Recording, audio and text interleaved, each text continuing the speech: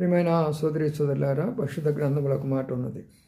ఏ మాట అంటే మరి ఆదికాండం 3వ అధ్యాయం 17వ వచనం.